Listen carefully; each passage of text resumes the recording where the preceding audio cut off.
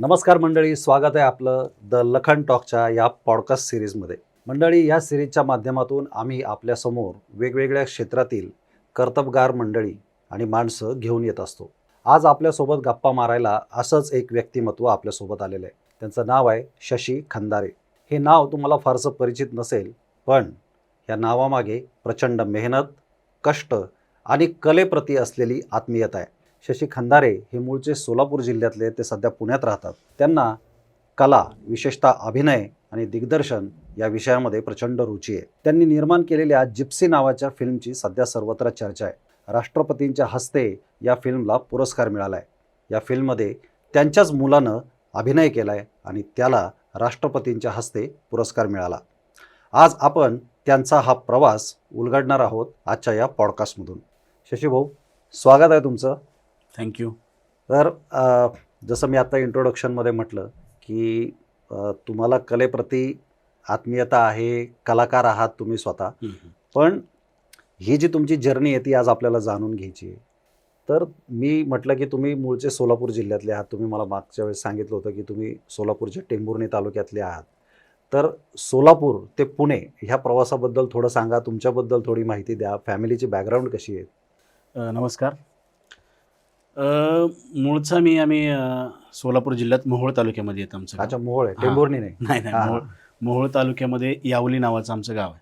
म्हणजे मी ज्यावेळेस 2000 म्हणजे माझा जन्मच तिकडचा आहे. 2003ला मी गाव सोडलं. तेव्हा आमच्या गावची लोकसंख्या असेल एक 5,500.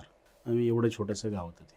तर आम्ही लहानपणापासून यावलीमध्येच वाढलो. आमच्या तसं बॅकग्राऊंडमध्ये कलेचं म्हणलं तर बॅकग्राऊंड होतं थोडंसं. म्हणजे असं डायरेक्टली कोणी नव्हतं, पण म्हणजे तसं स्टेज नव्हतं, सगळे कलाकारच होते. म्हणजे माझे लोक कलावंत. हां लोककलावंत. तर माझे आईचे काका जे होते ते तमाशात सोंगाड्याचं काम करायचे. बरं. त्याच्यानंतर माझी आजी, वडिलांची सख्खी आई, ती हुबेहूब कोणाचीही नक्कल करून दाखवते, म्हणजे मिमिक्री करून दाखवते. अगदी तुम्ही आता जाऊन भेटलात तिला तर तुम्हाला 2 मिनिटांमध्ये तुम्ही कसं बोलता, तुमची बॉडी लँग्वेज काय, ती ॲज इट इज करून दाखवते. अरे वा. माझे वडील कविता लिहायचे. तर हे सगळं तिकडं चालू होतं, पण त्यांना कधी स्टेज नाही मिळालं. मग ही तसं आमच्या ब्लडमध्येच होतं म्हणायला काय हरकत नाही. आणि मी पहिलीमध्ये असताना छोटेसे बहीण भाऊ एक कविता होती आम्हाला. तर ती मी स्टेजवरती पहिलीमध्ये विथ ॲक्टिंग केली होती, सादर केली होती. तर तिथपासून तसं आमचा कलेचा माझा प्रवास खरं तर सुरू झाला. मग त्याच्यानंतर मग मी 4थीमध्ये असताना एक घटना घडली. खरं तर मला कलाकार म्हणून तो खरा माझा टर्निंग पॉईंट होता. की आमच्या वडिलांचा एक म्हणजे आमच्या ज्या गावामध्ये आहे तर सगळ्या समाजाचा एक उद्योग आहे. म्हणजे अगदी दलितांपासून सवर्णापर्यंत सगळ्यांचा एक छोटासा एक उद्योगधंदा आहे आणि ते सगळे तेच करत असतात. आणि माझ्या वडिलांचाही तो एक धंदा होता की त्याच्या रस्सी बनते, एक टायर येतं. म्हणजे पूर्ण भारतामध्ये आमच्या गावातच फक्त ते बनतं, सगळीकडे ते डिस्ट्रीब्यूट होतं. बरं. पण त्याच्यामध्ये आमच्या वडिलांना लॉस झाला आणि मग त्यांनी ते आधीही खूप वर्ष चालूच होतं ते लॉसमध्ये, कर्ज होत चाललं होतं. मग शेवटी वडिलांनी डिसिजन घेतला की जे काय ते विकू, लोकांचं जेवढं कर्ज देता येतील तेवढं देऊ आणि कुठंतरी आपण पुणे मुंबई जाऊन काहीतरी कामधंदा करू.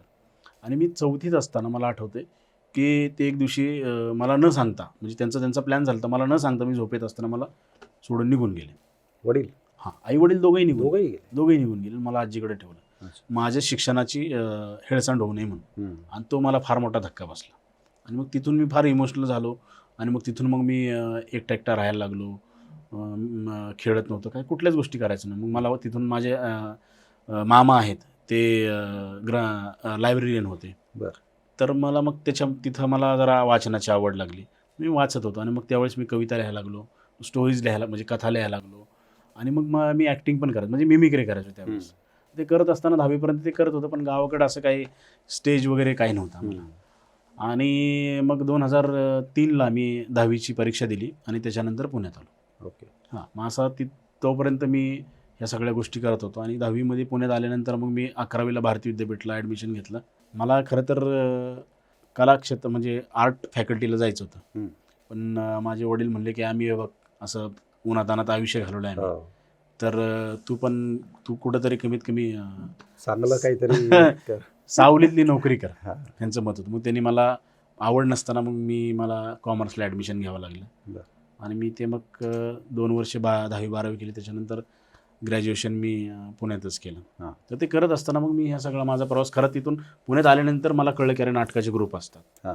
मग आपण तिथं ग्रुप जॉईन करू शकतो. मग मी सकाळी 10पर्यंत कॉलेज करायचो.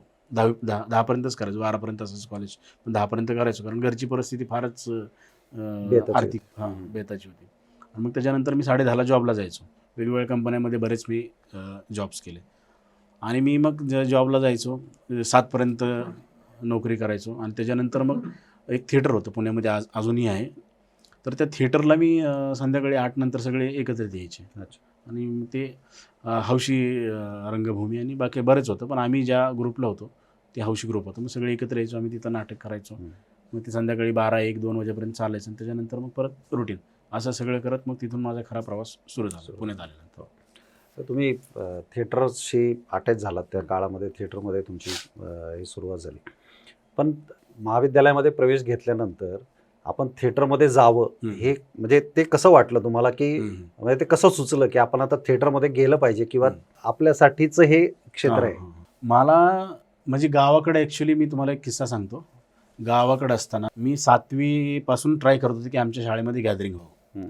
मी 3-4 वर्ष आमचे जे मुख्याध्यापक होते आणि एक कलाक्षेत्राची आवड असणारे एक शिक्षक होते, त्यांच्याकडं मी वर्षभर गाणं गायचो की सर आपण गॅदरिंग ठेवूयात, आपण नाटक करूयात, हे करूयात, ते करूयात. पण तिकडं एवढं काही असं नव्हतं वातावरण तसं.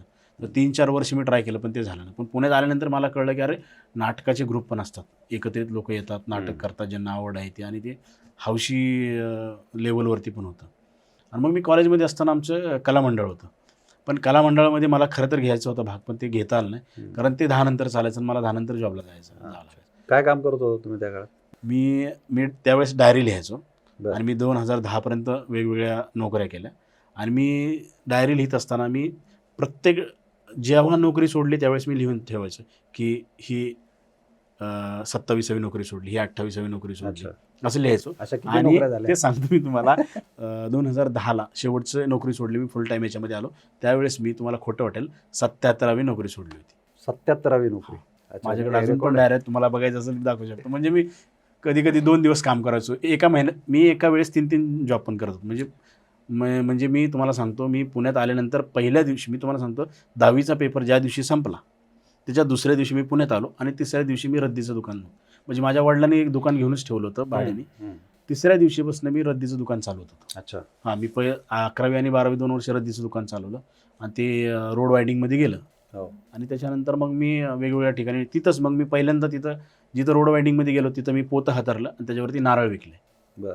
हां, नारळ विकले, त्याच्यानंतर फ्रूट विकले, तिथंच बऱ्याच गोष्टी केल्या. पण तिथं महानगरपालिका मग ते करू देत नव्हते, मग ते सोडलं. आणि मग तिथून मग मी वेगवेगळ्या सगळ्या मोबाईल कंपन्यामध्ये काम केलं. मी सगळ्या क्रेडिट कार्डच्या ह्याच्यामध्ये काम केलं. एका वेळेस मी 3 नोकऱ्या पण करत होतो. म्हणजे ह्या क्रेडिट कार्डमध्ये पण काम करायचो, एका वेळेस त्या क्रेडिट कार्डच्या कंपनीत पण करायचो. असे एवढ्या पण हे जे आता कसं असतं की कलाकार माणसाची एक स्वतःची एक वृत्ती असते. कलाकार हा तसा बघायला गेलो तर खूप हळवा पण असतो. प्रचंड इन्व्हॉल्व असतो स्वतःच्या सगळ्या क्वेश्चनमध्ये. आणि त्याच्यामध्येच पुन्हा परिस्थितीचे जे चटके बसत असतात त्याच्यातून मार्ग काढण्यासाठी अर्थार्जन करायचं असतं, पैसे मिळवायचे असतात. त्याच्यासाठीची ती दुसरी लढाई, पोटाची लढाई जी म्हणतो आपण, ती एक सुरू होती. तर हे जे द्वंद्व सुरू होतं तर त्याच्यामधून हा कलेचा मार्ग कसा म्हणजे तुम्ही हे केला की नाही आता ह्या वाटेनं आपल्याला जायचंय?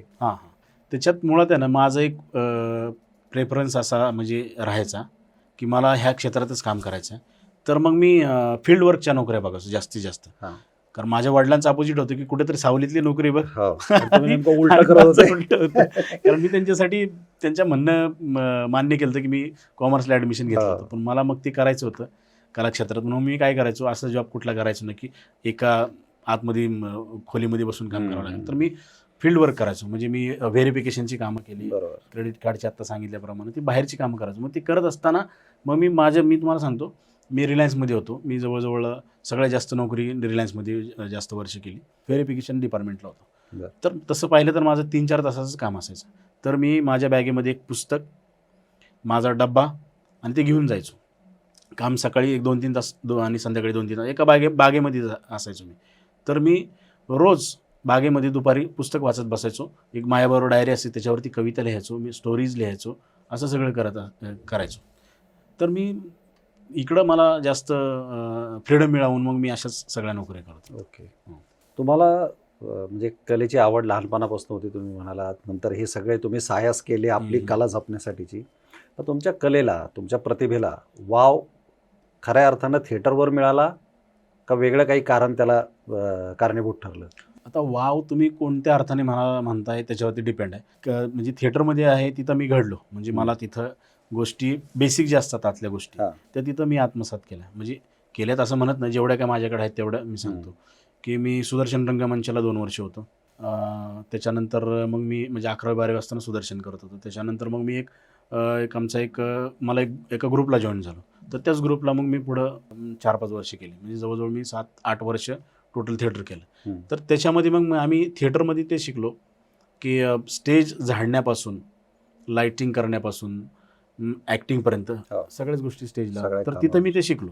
आणि मग चित्रपटात आल्यानंतर मग मला ती अं, आणखी जास्ती हां, हां. एक्सप्लोर झालं. हो, हो, हो. पण चित्रपट आणि थिएटर दोन्ही वेगवेगळी माध्यम. थिएटरवर काय काय केलं तुम्ही? म्हणजे मी खरं तर काही actor- सांगता येतील किंवा काय हां, असं? हां, हां.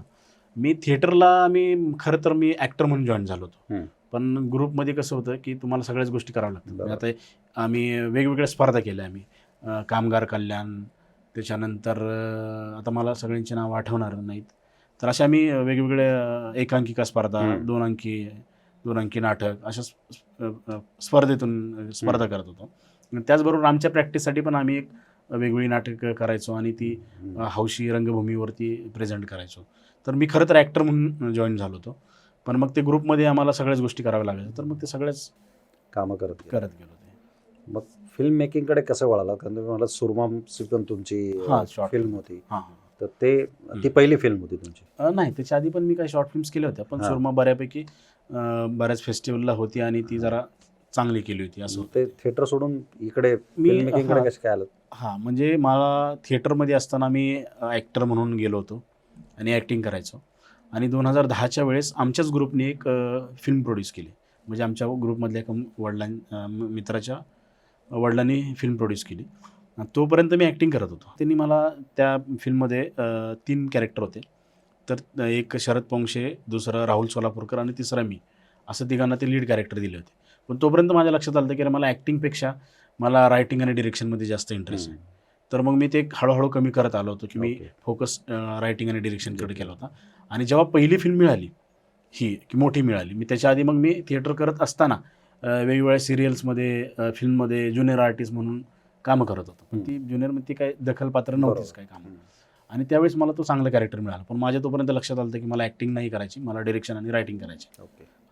तर मग मी ते कॅरेक्टर न करता त्यांना सांगितलं की यार मी हे कॅरेक्टर करत नाही, पण मी डिरेक्शन टीममध्ये मी काम करतो.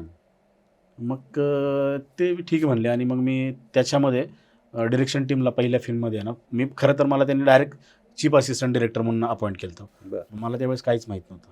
आणि मी झाल्यानंतर मला लक्षात आलं यार आपल्याला काहीच येत नाही. तर मग मी सेकंड शेड्यूलला क्लॅपर म्हणजे शेवटचा असिस्टंटपासून परत त्याच फिल्मला काम सुरुवात केली. ओके. असं मग मी ते कन्वर्ट झालो की रायटिंग डिरेक्शनमध्ये. कारण मला ते तोपर्यंत कळलं होतं की किती शॉर्ट फिल्म झाल्या आतापर्यंत? इंडिव्हिज्युअली माझ्या 7-8 शॉर्ट फिल्म्स झाल्या असतील, केल्यात मी. आणि वेगवेगळ्या फेस्टिवलला झाल्यात. त्याच्यामध्ये आता 2000 जिप्सीच्या आधी सुरमा नावाची शॉर्ट फिल्म केली होती. ती बऱ्याच फेस्टिवलला चांगल्या चालली होती. रिलीज झाली? रिलीज नाही झाली ती. अच्छा. पण फेस्टिवलला ती बऱ्याच फेस्टिवलला होती. त्यामुळे तुम्ही त्या फिल्म बद्दल सांगणार जास्ती नाही, कारण त्याचा प्लॉट पुन्हा तुमच्याकडे फार इश्यू असतात तुमच्या ती जरा क्षेत्रामध्ये. कॉन्ट्रोवर्शियल सब्जेक्ट होता. अच्छा. त्याच्यामुळं मग ती रिलीज नाही केली मी. बरं. ती फक्त फेस्टिवललाच होती ती. ओके. मग आता ही सुरमानंतर आता ज्या फिल्ममुळे तुम्हाला राष्ट्रीय पातळीवर एक नावलौकिक प्राप्त झाला, त्या जिप्सीबद्दल बोलूया की जिप्सीची कथा नेमकी सुचली कशी? त्याच्या मागची संकल्पना तुमच्या डोक्यात कुठे चमकली नेमकी? जिप्सी ची कथा मी आधी जेव्हा बरेच वर्ष मी असिस्टंट डिरेक्टर म्हणून काम केलं, बऱ्याच फिल्मला बऱ्याच डिरेक्टरकडे मी जवळजवळ 12 वर्ष 20पेक्षा जास्त फिल्मला काम केलं. म्हणजे क्लॅपरपासून असोसिएट डिरेक्टरपर्यंत वेगवेगळ्या, म्हणजे विक्रम गोखले असतील, अवधूत गुप्ते असतील, आणखी बऱ्याच डिरेक्टर, मोठमोठे डिरेक्टर आणि मुंबई पुण्यातल्या बऱ्याच डिरेक्टरबरोबर मी काम केलं. ते करत असताना मी बरीच वर्षापासून मी निर्माता शोधत होतो. आणि त्याच्या आधी मी एक कचऱ्या नावाची एक फिल्म लिहिली होती. तर एक कचरा वेचणारा एक म्हणजे एक मुलगा असतो आणि कचरा वेचणारी त्याची आई असते आणि त्याचे वडील पोतराज असतात. तर सामाजिक विषय होता, तो शिक्षणाकडे नेणारा विषय होता. पण ती मी इतक्या लोकांना ऐकवली आणि बऱ्याच लोकांना माहीत झाली त्याला काही निर्माता मिळाला नाही, म्हणून ती शेवटी मग ती बंद करून टाकली. त्याच्यानंतर मी दुसरी सेम विषय सब्जेक्ट घेऊन असाच एज्युकेशन घेऊन केली होती, मग त्याचंही सेम झालं आणि ती पण मी क्लोज केली. आणि मग शेवटी तिसरं मग मी विचार करत होतो की अशी काहीतरी एक गोष्ट लिहायची जी शिक्षणावरतीच असेल आणि म्हणजे शिक्षण मध्यवर्ती धागा असेल.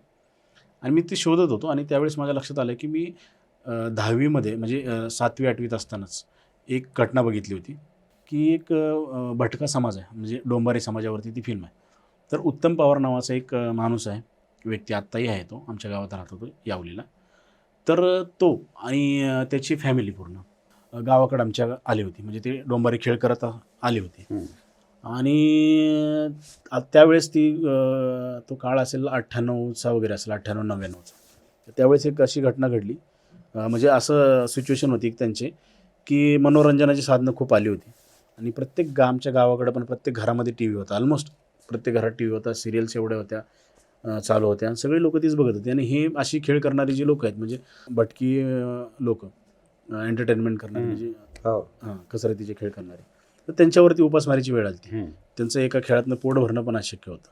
तर ते करत असताना ते आमच्या गावात आले आणि आता मग तुम्हाला बोलल्याप्रमाणे की आमच्या गावात एक व्यवसाय होता आणि त्यांना तो व्यवसाय मिळाला, काम मिळालं तिथं.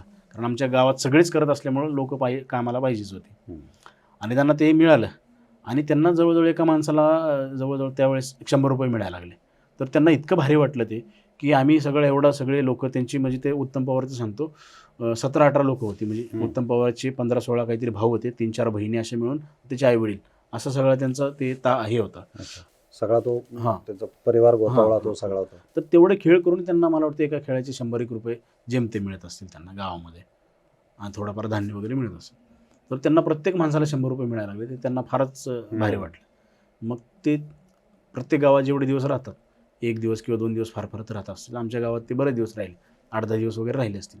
पण शेवटी त्यांना ती सवयच होती की एका गावात जास्त दिवस राहू शकत नव्हते आणि ते निघून गेले. पण त्याच्यात घडलं काय माहिती आहे का, ते उत्तम पवार जरा थोडा त्यांच्यात शहाणा माणूस होता. मग त्यांनी ठरवलं की नाही, आपण आता हे बंद करू आणि आपण इथंच राहूया. त्यांनी त्याच्या घरच्यांना वगैरे केली असेल रिक्वेस्ट, पण कोणी राहिले नाही. उत्तम पवार, त्याची बायको आणि त्याची 2-3 मुलं राहिले आणि ते निघून गेले बाकीचे. पुढच्या वर्षी असं झालं की परत फिरून त्यावेळेस ते तिथं आले सगळी फॅमिली आणि तिथं खेळ वगैरे केला. ते परत नेहमीप्रमाणे 2-4 दिवस तिथं राहिले आणि उत्तम पवारचं राहिलेलं बघतो महाराणावरती त्यांनी पाल टाकलं होतं, तिथं राहत होता. अजून 2-3 भाऊ राहिले त्याचे आणि बाकीचे परत पुढे गेले. असं 3 वर्षामध्ये प्रत्येक वेळी ते ज्यावेळेस यायचे गावामध्ये त्यावेळेस राहिले. आणि मी 10वीपर्यंत जाईपर्यंत 2003च्या पिरियडमध्ये वगैरे मी ज्यावेळेस तिथून निघालो त्यावेळेस मी बघितलं होतं की जंगलामध्ये सगळी लोकं राहिली होती, म्हणजे स्थायिक झाली होती. हां. आणि मी ज्यावेळेस 4-5 वर्षानंतर, काहीतरी पुढच्या बऱ्याच वर्षानंतर, 10 वर्षानंतर, 8-10 वर्षानंतर मी तिथं गेलो, तर उत्तम पवारचा मुलगा आणि मुलगी तर ते शाळेत गेले होते, शाळा शिकत होते. ती गोष्ट मला लय भारी वाटली आणि मधल्या काळात ते काहीतरी 9वीपर्यंत वगैरे शिकले असं मला ते कळलं. तर ही घटना मला लय भारी वाटली होती की यार, जर अशी भटकी लोक असतील, जर ते स्थिर झाले तर शिक्षण घेऊ शकतात आणि शिक्षण म्हणजे सगळ्या गोष्टींचा अगदी पाय आहे. त्यांचे जे सगळे प्रॉब्लेम्स आहेत, म्हणजे सगळेच सामाजिक आर्थिक जे काय सगळे प्रॉब्लेम हे शिक्षणातून ते सॉल्व्ह होणार होते. तर ही घटना मला फार भारी वाटली होती आणि मग ही घटना हा धागा पकडला आणि त्याच्यावर एक काल्पनिक गोष्ट लिहिली मी. आणि अशी तुमच्या बोलण्यामध्ये ना एक शब्द आला, लय भारी. तो सोलापूरचा एकदम पेटंट शब्द आहे, लय भारी. आणि नागराज मंजू यांच्या सुद्धा, ते पण सोलापूर जिल्ह्यात, आमच्या शेजारीच गाव आहे. हा, करमाळा तालुक्यात. तर त्यांच्याही बोलण्यात अनेकदा लय भारी हा शब्द येतो. तुमच्यामध्ये एक कॉमन, हे जसं लय भारी हा शब्द एक कॉमन आहे, तसंच एक आहे की कष्टकरी उपेक्षित समूह जे आहेत, तर त्यांच्या जगण्यातली जी वेदना आहे, त्यांच्या जगण्यातली जी काय म्हणतो आपण त्याला, की एक त्यांचं जगणं मांडणं लोकांसमोर, तर हे सोपं काम नाही आहे तसं खरं बघायला गेलं तर. कारण काय असतं की छान चोकीत जगणाऱ्या आयुष्याला सगळीकडे ॲक्सेप्टन्स असतो, स्वीकारार्थ असते, पण कष्टकऱ्यांचं, उपेक्षितांचं जगणं सहसा स्वीकारलं जात नाही अनेकदा.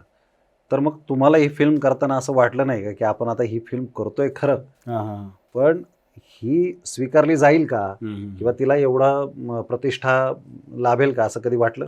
माझ्यासाठी खरं तर 2 गोष्टी होत्या. एक धाडस पण होतं आणि तितकीच ती रिस्क पण होती. हं. धाडस यासाठी होतं की मला सेम गोष्ट परत घडली होती. मी इतके निर्माते शोधले होते. मला जो मिळाला होता निर्माता, ॲक्च्युअली निर्माता नव्हता तो. एक मित्र होता माझा, तो थोडे पैसे टाकणार होता आणि मी माझं थोडेफार पैसे किंवा माझं सगळं क्रेडिट असं आम्ही करणार होतो ती फिल्म आणि खूप कमी बजेटमध्ये करायचं असं ठरलं होतं. पण झालं असं की आम्ही फ्लोअरवरतीच मी गोष्ट वगैरे लिहून बरेच वर्ष 2-3 वर्ष मी लिहित होतो. ते मी चालू होतं. आधी ज्यावेळेस आम्ही फ्लोअरवर जाणार होतो त्याच्या आधी 1 वर्ष 1-1.5 वर्ष माझं स्क्रिप्ट कामकाज चालू होतं आणि आम्ही फ्लोअरवरती जाणार शूटिंगला. एप्रिल 2000 आपल्याकडं कोविड-20 आला ना. हो 20. 20 आम्ही फ्लोअरवरती जाणार आणि लॉकडाऊन झालं आणि मग सगळंच थांबलं. अच्छा. मग आता आमचं गोष्ट अशी होती की एप्रिल, मे, जून, जुलै ह्याच्यामध्येच शूट होणार होती. कारण त्याच्यामध्ये तसे ऋतू आहेत, तसं तिकडचं ट्रॅव्हल फिल्म असल्यामुळे ते सगळंच तिकडं लँडस्केप आणि स्ट्रक्चर आहे सगळं. आणि तसं झाल्यामुळं डायरेक्ट पुढच्या वर्षी ती शिफ्ट होणार होती. ओके. मग आम्ही सगळं थांबवलं आणि पुढच्या वर्षी शिफ्ट झालो. पुढच्या वर्षी आम्ही परत तयारी चालू केली. मला वाटतं जानेवारीमध्ये वगैरे सगळं जुळवाजुळव केली आणि असं फ्लोअरवर जाणार परत लॉकडाऊन. परत पुढचं वर्ष परत थांबलं. मग सगळं असंच याच्यामध्ये अशी गोष्ट झाली की तिसऱ्या वर्षी जेव्हा आम्ही म्हणजे तिसरं वर्ष आलंच नाही, दिवाळीपर्यंत वगैरे पुढे गेलो. तो जो निर्माता होता की ते सांगितलं की नाही यार 2 वर्ष ऑलरेडी पोस्टपोन झाले, मला काय आता हे जमणार नाही आहे आणि मी ते बॅकआउट होतो. मी जे काही खर्च केले ते मला रिटर्न पैसे देऊन टाक. तर माझी पंचायत अशी झाली की मला निर्माता शोधून फिल्म करणं त्याच्यापेक्षा जास्त अवघड गोष्ट होती की ह्याचे पहिले पैसे देऊन जे काही खर्च केले ते देऊन मला पुढं जायचं होतं. आणि मग मी सगळं शोधत होतो निर्माता. परत आताच तुम्ही सांगितल्याप्रमाणे की अशा सामाजिक विषयावरती फिल्म करायचं म्हणजे फारच त्याला धारिष्ट्य लागतं, कारण ते सोपं नाही. सोपं नाही ते. आणि मग कोणीच निर्माता मिळत नव्हता आणि मग मी ते सोडून दिलं. म्हणलं अवघड आहे आता, कारण मी इतके वर्ष झाले इतक्या फिल्म म्हणजे ते कचऱ्यापासून 2014 पासून 21 पर्यंत आलो मी, 20 पर्यंत होतच नव्हतं. म्हणलं नको आता पेशन्स हालायला हां, म्हणलं कमर्शियल काहीतरी करू. आणि एक छोटी फिल्म लिहिली आणि मी ती पिच करत होतो लोकांना. लोक अजून काही तळ्यात मळ्यात चालू होतं तोपर्यंत मी म्हणलं ठीक आहे, काम चालू केलं. पण जसं दिवस पुढे झाले, जानेवारी 2021 जसा आला तसं मला ते अस्वस्थ वाटायला लागलं की नाही, मला काही असो, काही व्हायचं ते होऊ दे, घर विकू पण जिप्सीज करू. असं झालं. आणि मी एक दिवशी ऑफिसमध्ये, त्याच्या आधी जे ऑफिस होतं ते सगळं वाइंड अप करून मी सगळं ते सोडून दिलं होतं. नाही, मित्राच्या ऑफिसमध्ये काम करत होतो आणि मी माझ्या भावाला फोन केला आणि सांगितलं की नाही आपण जिप्सीज करणार. तो म्हणला अरे निर्माता मिळाला का? म्हणलं नाही. मग म्हणलं बघू कसं करायचं ते. मग असं मग आम्ही ठरवलं. तर आमचं स्टुडिओ होतं, तो साऊंड रेकॉर्डिस्ट आणि डिझायनर. त्यांनी पैसे साचवले होते, स्टुडिओचं आमचं चालू होतं प्लॅन. त्याच्यानंतर मला तुम्ही माझ्या घरी आलात, बघितलं सगळं. हां, तर ते आम्ही घर घेण्यासाठी काही डाऊन पेमेंट करण्यासाठी पैसे होते, बायकोचे सेविंग होतं, दागिने वगैरे होते, ते सगळे आम्ही एकत्रित केलं. म्हणलं तर फिल्मला सुरुवात करूया. आणि ते इंडी लेवलवरती सगळ्या मित्रांना सांगितलं, भाऊ मी पैसे आता देऊ शकत नाही, फिल्ममध्ये प्रॉफिट झालं, भले पुढे जाऊन निर्माता मिळाला तर मी तुम्हाला पैसे देईन. आणि मग असं चालू केलं, पण तुमचे असिस्टंट किंवा खर्च तुम्ही देईन. असे सगळे गोळा केले आणि फिल्मला सुरुवात केली. पण असं झालं की हां, एवढं करून अनेक मित्र आहे माझा चांगला, त्यांनी मला थोडीफार मदत केली. असे सगळे मिळून पण आहे ना, जे पैसे साचले होते ते फक्त आमच्या ओव्हरऑल बजेटचे 15% होते. हां, मग तसंच फिल्म चालू केली. पण असं झालं की आम्ही गावाकडे गेलो, तिकडं बरंच उन्हाळा होता, इकडचे जे आर्टिस्ट घेऊन गेलो त्यांना ते सहन होईना. ह्याच्यामध्ये बरेच आमचं प्रॉब्लेम झाले आणि त्याच्यामध्ये पहिलं शेड्यूलच्या आधी, म्हणजे शूटिंग व्हायच्या आधीच आमचे सगळे पैसे संपले. अवघड होतं. आणि आम्ही पहिल्या दिवशी, मी तुम्हाला आम्हाला आठवते 25 मे 2021ला पहिल्या दिवसात आम्ही अक्कलकोटला मुहूर्त होतं, शूटिंग करणार होतो. आम्ही सगळी लोकं घेऊन गेलो. म्हणजे धाडस म्हणजे काय असतं सांगतो तुम्हाला. सगळी लोकं युनिट घेऊन गेलो, पण माझ्याकडं चहा पाजायला युनिटला पैसे नव्हते, नाश्ता करायला युनिटला पैसे नव्हते. हे फक्त मला, माझा भाऊ आणि आमचा जो EP होता आधीचा, तिघांनाच माहिती होतं. मग मी तिथं घेऊन गेलो सगळ्यांना. माझ्या भावाला मी, ज्या मित्राला मी आता सांगितल्याप्रमाणे, त्याला मी फोन करून सांगितलं होतं की थोडेफार जमतंय का बघ, म्हणजे मी इकडं आलोय पण पैसेच नाहीत, किमान एक शेड्यूल तरी होईल, काहीतरी करतो म्हणलं मी. आणि गावातच शूट करणार होतो, तेवढे 1 दिवस झाले गावात येणार होतो, मग गावात काहीतरी मी करणार होतो. आणि मग त्या मित्रांनी मला पैसे दिले. तिथं येईपर्यंत, म्हणजे तुम्हाला सांगतो, सगळी लोक आता 9-10 वाजले होते, सगळे म्हणले आता नाश्ता करूयात, नाश्ता मागवा, चहा. मी त्यांना म्हणायचं का अरे पहिलं काम करूया ना आपण, काम करायला. तर मलाच माहिती होतं की माझ्याकडे पैसे नाही. तोपर्यंत माझा भाऊ आला पैसे घेऊन आणि मग तिथून असं सुरुवात झाली. मग ते एक शेड्यूल 4-5 दिवसापुरतीचे पैसे होते, तसं करत करत मग आम्ही ते मग पुढं मग फायनान्स घेतला मी आणि मग ते चालू केलं. म्हणजे तुम्हाला सांगतो, आज पण मला आहे ना महिन्याला 25,000 रुपये व्याज आहे. अरे बाप, व्याज भरतो मी. आणि मग अशी फिल्म केली. म्हणजे ह्याला म्हणजे तुम्ही विचारा ना की संघर्षाशिवाय हे नाही, प्रचंड, कारण ते झालंच नसतं. बरोबर झालीच नसती, हो. अशी गोष्ट आहे ती. असं ते केलं मॅनेज. बरोबर. मग आता ही वेगवेगळ्या फिल्म फेस्टिवलमध्ये दाखवली गेली फिल्म. हां. कोणत्या कोणत्या फिल्म फेस्टिवलमध्ये दाखवली आणि त्याला काय पुरस्कार मिळालेत? बरेच राष्ट्रीय आणि आंतरराष्ट्रीय पातळीवरती बरेच 25 पेक्षा जास्त चांगल्या फेस्टिवलला, मोठ्या छोट्या फेस्टिवलला मी पाठवलीच नाही. अवॉर्ड्स मिळाले. पहिलं स्क्रीनिंग झालं 2024ला पुणे इंटरनॅशनल फिल्म फेस्टिवलला, जिथं फक्त 7 फिल्म्स सिलेक्ट होतात हां. मराठी. त्याच्यामध्ये होती जिप्सी. आणि म्हणजे त्यावेळेस ज्या दिवशी स्क्रीनिंग झालं तो 5वं वर्ष होतं माझं. अच्छा. 2024ला जानेवारीमध्ये होते, 23 वगैरे जानेवारीला असेल. ज्या दिवशी पहिलं स्क्रीनिंग झालं त्या दिवशी ते स्टार्टपासून ते 5वं वर्ष होतं माझं. तर पुणे इंटरनॅशनल फिल्म फेस्टिवलला होती. तिथं पण कबीरला अवॉर्ड मिळालं होतं, बेस्ट ॲक्टर म्हणून मिळालं होतं. त्याच्यानंतर महाराष्ट्र गव्हर्नमेंट कान्स फेस्टिवलला पाठवतं, म्हणजे जगातलं सगळ्यात मोठं फेस्टिवल आहे कान्स इंटरनॅशनल फिल्म फेस्टिवल. तिकडं बाजारसाठी दरवर्षी ते 3 फिल्म सिलेक्ट करतात आणि पाठवतात. त्याच्यामध्ये जिप्सी होती. त्याच्यानंतर Rajasthan international film festival, Jaipur, असे बरेच फेस्टिवलला होती. पीफ जे भारताचं सगळ्यात मोठं गव्हर्नमेंटचं फेस्टिवल असतं. सॉरी पीफ ना, इफी हां, international film festival of India नावाने असतं. तर तिकडं त्यावर्षी 2024ला 2 मराठी फिल्म सिलेक्ट झाल्या होत्या. त्याच्यामध्ये पण जिप्सी होती. तिकडं माझं बेस्ट डेब्यू डिरेक्टर इंटरनॅशनल कॉम्पिटिशनला नॉमिनेशन होतं, जे महाराष्ट्रातून मी एकटाच होतो, भारतातून 2 डिरेक्टर होते. अच्छा. आणि असे बरेच अवॉर्ड्स मिळाले बऱ्याच फेस्टिवलला. राष्ट्रपती पदकापर्यंत कसं गेलं तुम्ही? हां, राष्ट्रपती त्याच्या आधी स्टेट पण मिळाला आम्हाला. अच्छा. म्हणजे स्टेट पण जवळजवळ 8 अवॉर्ड मिळाले. मला बेस्ट रायटर मिळालं, बेस्ट डिरेक्टर मिळालं, फिल्मला पण मिळाले, कबीरला मिळालं बेस्ट चाइल्ड ॲक्टर आणि टेक्निशियन म्हणून असे 8 अवॉर्ड मिळाले. आणि 71 जे आत्ता नॅशनल अवॉर्ड झालं, तर तिथंही बेस्ट चाइल्ड ॲक्टर अवॉर्ड मिळालं. तेच जरा जाणून घ्यायचं आहे की राष्ट्रपतींच्या हस्ते 71व्या फिल्म फेस्टिवलमध्ये कबीरला बेस्ट चाइल्ड ॲक्टरचा पुरस्कार मिळाला. तर त्यावेळेस वडील म्हणून निश्चितच तुम्हाला स्वतःच्या मुलाचं कौतुक वाटलंच असणार आहे. पण आपण लिहिलेली फिल्म, आपण डिरेक्ट केलेली फिल्म, आणि एक वेळ तुम्ही घरातलं सोनं नाणं मोडून, पैसे जे काय साठवलेले असते ते घालवून, प्रसंगी घर विकायची तयारी ठेवून सुद्धा तुम्ही ती फिल्म तयार केली.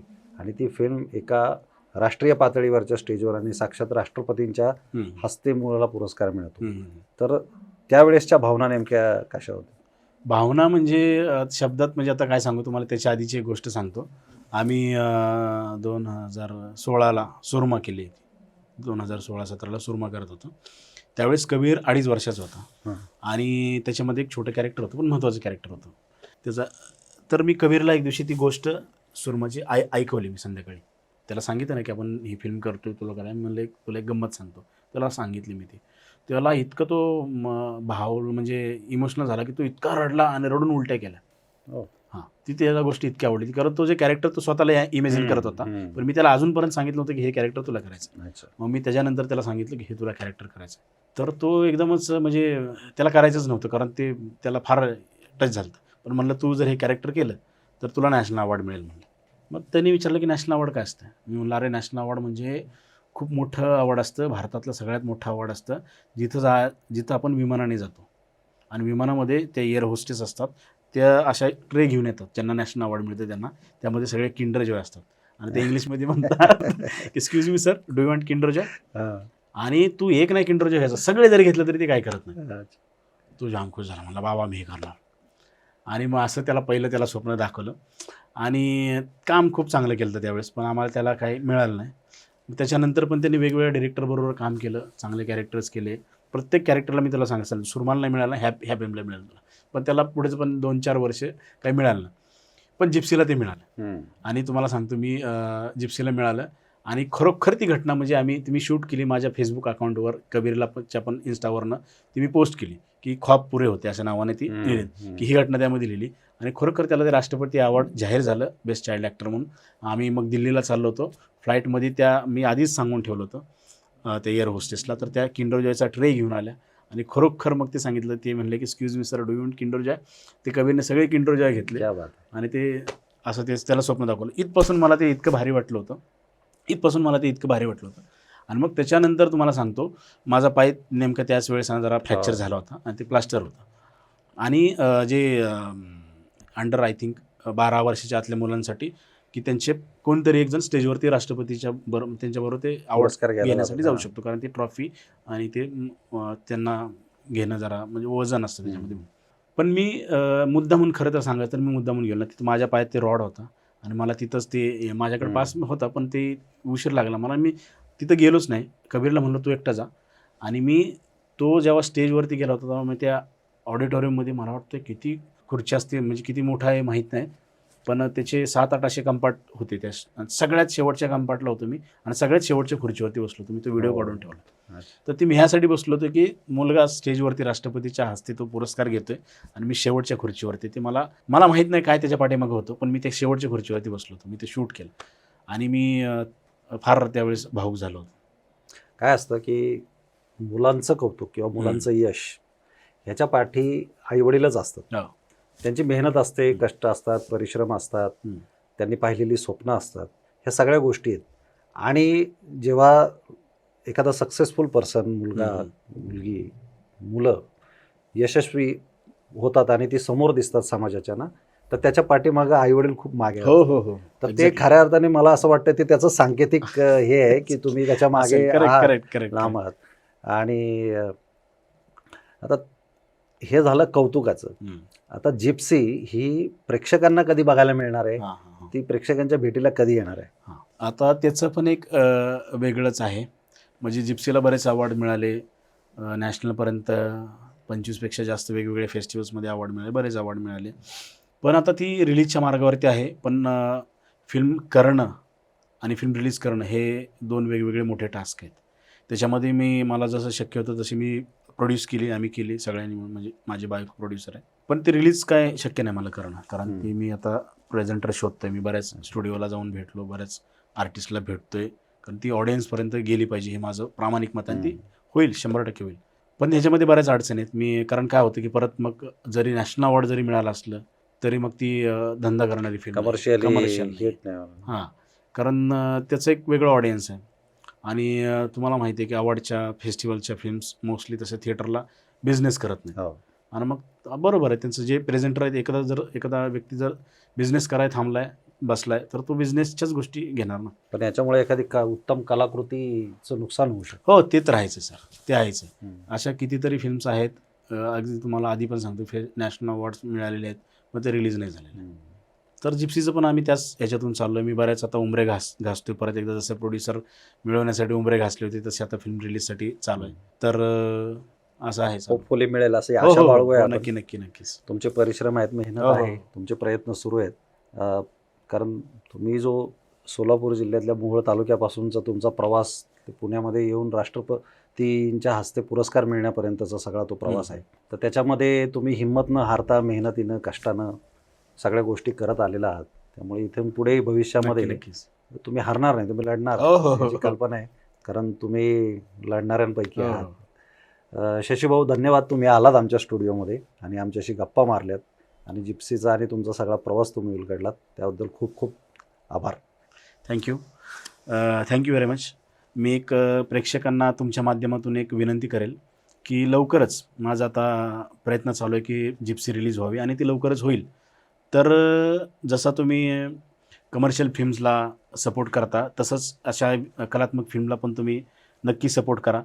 कारण मी ह्याच्यासाठी नाही म्हणत आहे की मी खूप कष्टातून व्याजाने पैसे घेऊन, फायनान्स घेऊन, सगळं घरदार दावावरती लावून फिल्म केली. पण ह्यासाठी की एक चांगली कलाकृती, असाही सिनेमा असतो. मी म्हणत नाही की कोणी बघत नाहीत, आहेत ऑडियन्स, ह्याचाही बराच ऑडियन्स आहे, लोक येतात. पण एक सामान्य तळागाळातल्या प्रेक्षकांची ती फिल्म आहे. तर मला वाटतं की ते सामान्य प्रेक्षक, तळागाळातला प्रेक्षक येऊन बघितली पाहिजे. तुम्हाला ती नक्कीच आवडेल. नक्की या. थँक्यू.